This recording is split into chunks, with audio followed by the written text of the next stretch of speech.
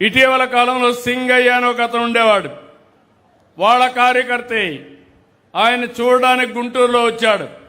Car కింద అడ్డంగా తొక్కిచ్చేశారు.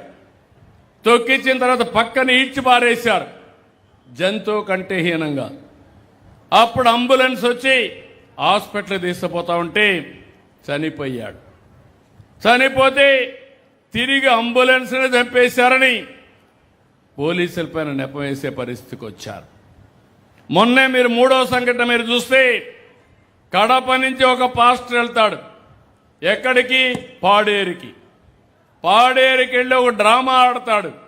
ఆయన ఎవరో కొట్టారని ఆయనే కొట్టించుకొని నాటకాలు ఆడి రాష్ట్రమంతా మత విద్వేషాలు సృష్టించాలని ఒక పెద్ద నాటకాన్ని క్రియేట్ చేశారు. ఈవనాల మీరు చెప్పండి, ఇది మూడో సంఘటన. ఇక్కడ కూడా రాజమండ్రిలో ఒకసారి జరిగింది. ఒక పాస్టర్ ప్రవీణ్ హైదరాబాద్ నుంచి తాగుతూ వచ్చాడు. కడాన రాజమండ్రి కవతల ఒక యాక్సిడెంట్ అయి చనిపోయాడు.